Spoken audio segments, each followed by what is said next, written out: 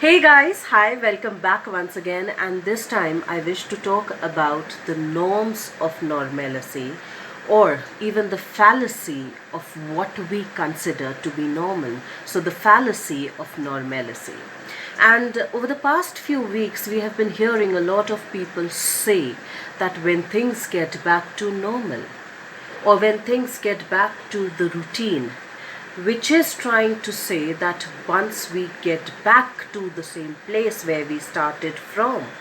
Now, in some ways, it is good, but in other ways, it is also saying that once we recreate the similar pattern, what we are used to or what we are familiar with, and if we can get back to that, it will be easier, it will be comfortable. And probably that is where the fallacy of normalcy comes in, because we are so tuned in to the familiar that we really don't want to have a fallout from the familiar, or we don't want that normal to be disrupted, because our identities are attached to that way of us functioning in a particular way. And when that starts to shake up, we kind of get a little nervous, we kind of get a little anxious, because we do not know on which path are we now headed on to. And that is where I think Jiddu Krishnamurti beautifully says that man is not only afraid of the known coming to an end, but man is also afraid of the unknown. And invariably, we keep repeating the familiar patterns, even if they are quite dysfunctional, because it is always better, or we prefer at least, to deal with the known demon rather than the unknown angel. And that is how most of the times we keep functioning, because we want to fit in.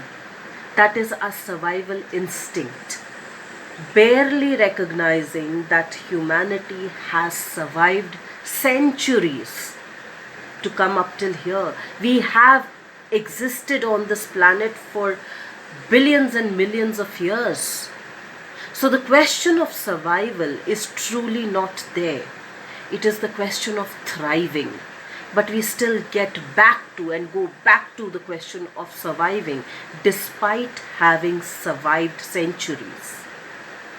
So let us talk about some of the norms that we call normal, or we have called normal over generations and centuries and decades and eons, and some of the things that we just take in for that is how they have always been. And probably that is where we start to recognize the fallacy or the dysfunctionality of what we consider normal, or what was normal at certain point in time may not truly be normal today. What was applicable at certain point in time may not truly be applicable as of today.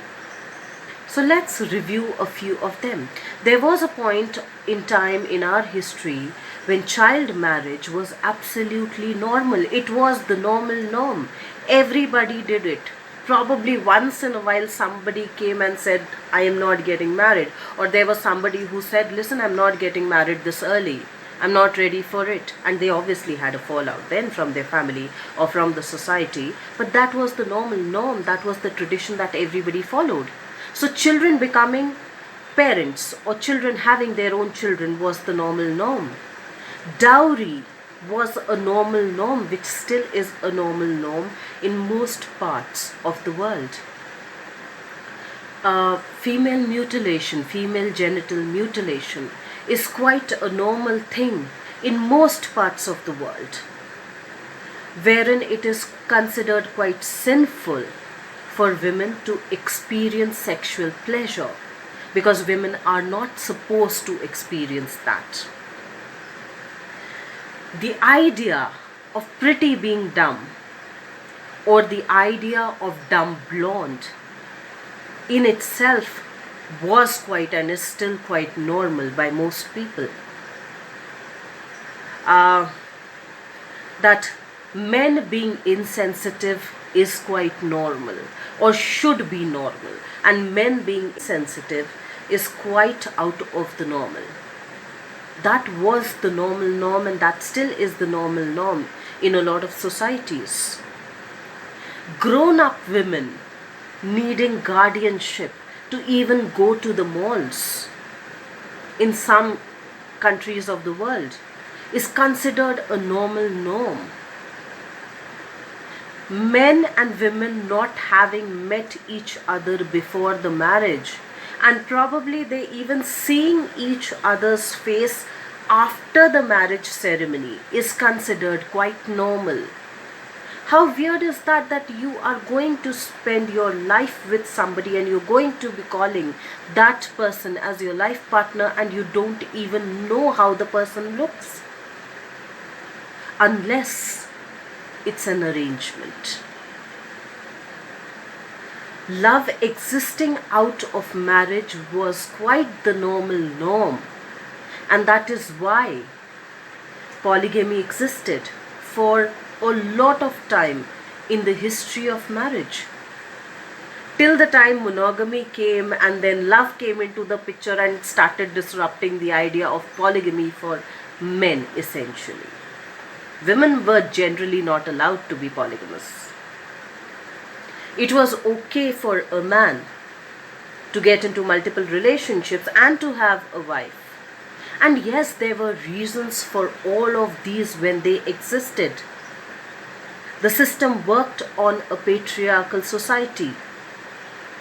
Man needed more sons for his clan to go, because the law of inheritance said that the inheritance went to the son and not to the daughters. And that is why when kids were married, or when daughters were married off to some grown up men, they needed to be given a certain security. That is when dowry came into the picture, which was ensuring that the girls were taken care of in case something happened to the husband who was close to their father's age. But that got distorted, and the picture of dowry was completely contorted to fit our conveniences. So there were certain things that were working at certain point in time. It had its importance then at that point in time in history of mankind. But is it really needed today? Is it really normal today? Should we not question that? Are those norms still normal? Are they still functional today as well? And why are we carrying them forward? Why have those not evolved as we have evolved?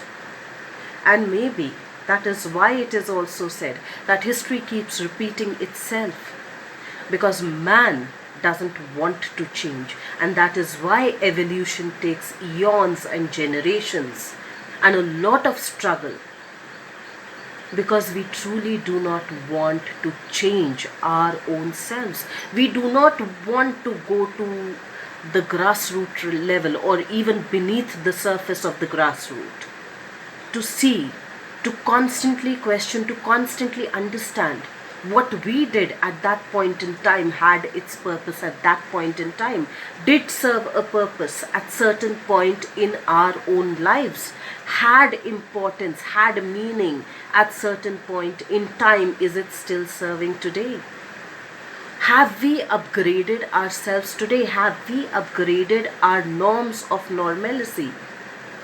Now, I came across these videos on YouTube wherein a lot of countries in Africa deal with sex for grades, wherein kids have to sleep with professors or have sex with professors or their teachers just to get certain grades and just to get the university degrees. And this thing has been in practice for so long that it's considered quite normal, and it is very recently that people have started to raise their voice against it. The normalcy of having a fair skin and people bleaching themselves out has been in existence for the past few hundred years, and it is considered quite normal for people to want to look fair, for people desiring to look fair, for people going on to harming themselves to look fair and to be fair, because that is how the norms of the normal are defined in the society, and that is how they get more acceptable, or they become more acceptable in the society. The need to thin ourselves out and to fit into the box of what we call a beautiful standard. But that also has evolved. There was a time when Marilyn Monroe was considered beautiful, and she was called sexy, and she was called appealing. And then there came an era wherein size 0 became the normal norm. And then things started to change again. But yes, we do get fixated into what the society calls the normal norm. And most of the times, the normal norms are quite on the superficial level, which we are willing to change. But if we are not willing to go deep down, if we are not willing to go onto the subconscious or the unconscious part of ourselves, we cannot truly evolve, for we are not willing to change. So I think even our normal norms need to be understood. We need to understand the fallacies of our normalities. And we need to question. We need to go back to start understanding as to why are we still carrying it forward today? What purpose did it had, or what purpose did it serve at a certain point in time? And yes, it was relevant at that point in time, but does it need to be upgraded? Do we need to reroute it completely? Do we really need to reroute our own fallacies of normalcies? Do we really need to edit? I think we need to question all of these, because unless we are willing to reroute our normal norms of normalcy, we will keep repeating the history, barely learning from it. We will keep creating the similar patterns, not realizing where we fall short. And we pass that down, and we expect the next generation to carry forward the same, because that is the familiar path. That is what has always been done. That is what people have always been doing, and if they've always been doing that, obviously it can't be that wrong. I'm not saying it is wrong, but maybe it needs to be upgraded. A better version needs to be created, so that we create a better version of ourselves. So let's try and do that, and I will see you once again next week. Till then, stay tuned in.